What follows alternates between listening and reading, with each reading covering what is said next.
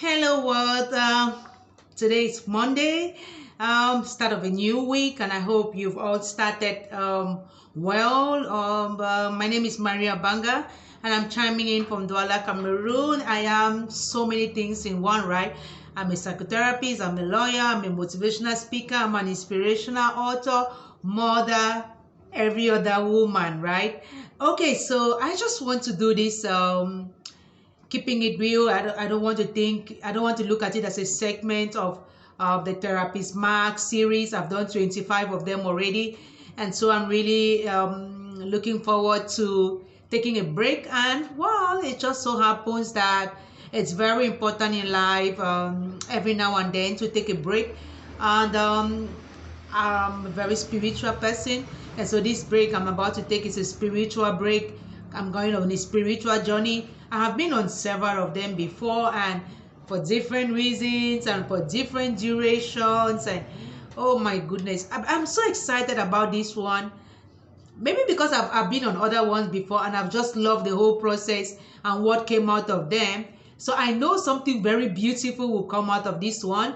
It's actually themed for grace and growth, and I'm already seeing kind of hints to what I'm going to get and why it is themed this way this time around. And I just want to encourage people to take breaks once in a while, and to go back into themselves, like if you're a spiritual person, right? And just be close to your spirit, tap into it. There's a lot that you can hear from there. There's a lot that you can take from in there. uh, Let me just say that I put this phone horizontally because I just wanted to see how the image will be as compared to when I have it vertical. I'm that kind of a person, a simple person, a relaxed person, no complex. I'm like, just live and let live, because well, everybody is on this journey called life, and we are all going to end in the mortuary or somewhere. So there's no point in complicating it to the point where it's like people are going to tear you down if you don't do this or that. I mean, I just watched was it a documentary? No, an interview that the king who abdicated back then, Edward the Eighth. Oh my God, fascinating. He gave, and his wife, Wally Simpson, was sitting next to him, and she was present for a few minutes at the beginning of that interview. And I also listened to his abdication speech. And regardless of what people would say, I just think that he did a very noble thing to abdicate. He didn't feel like he could do this, and for whatever reasons people are saying, he said, well, he was abdicating because of the responsibility, and because he couldn't be allowed to assume these responsibilities with the support of the woman he loved. And that's clear. Whatever the interpretation people want to give to what he did it. So when you want to take a break, especially a spiritual break, I mean, you might tell people, you might not tell people. People might interpret it otherwise and say whatever and all of those kind of things. But when you know in here what you're doing, then you do it. And whatever break it is, it mustn't even be spiritual.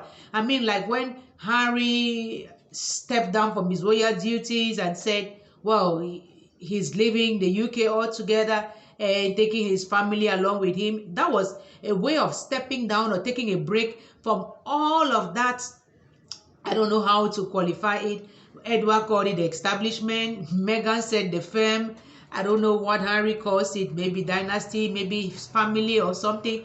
But I mean, he just thought it was just too much for him. That was so overwhelming. And he hasn't stopped being a member of that family. I mean, he was back there recently when his grandfather died, Prince Philip, and nobody stopped him from emptying the country. I mean, he walked by his brother. He spoke to his father and stuff. So what I think is that sometimes we are so scared of stepping out, of taking a break, because we are scared of not being accepted back again, or we are scared of not getting back into what we know. For example, this time around, I'll be leaving social media for a month, and I'm not scared about what I'm going to find when I come back. It's not the first time. But for some other people, they might be like, Or would I still have the same fan base when I come back? Or will people still listen to me? What will people think? Or is she sick before she's just going away and stuff? Or what does she want to show?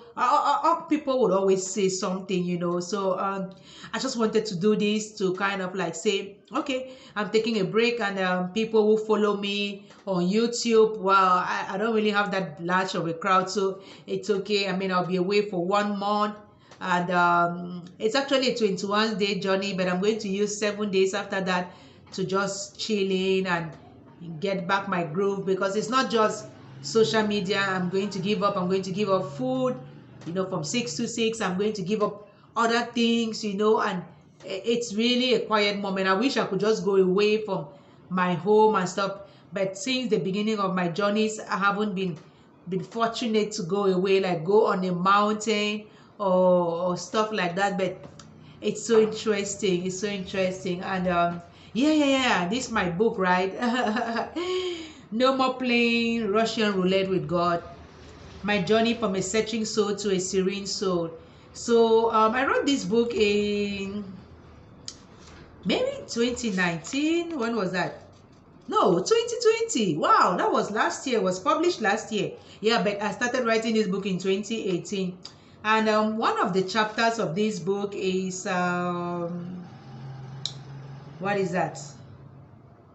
The purification and the atonement. Yeah. I am not bargaining with God again. And so that's that. So whenever I get that instruction from my spirit, and that's God, my source, I just obey. So 3 weeks ago, I got this. Well, you have to go on a 21-day spiritual journey. Okay, and I go. And so see you in June. Bye.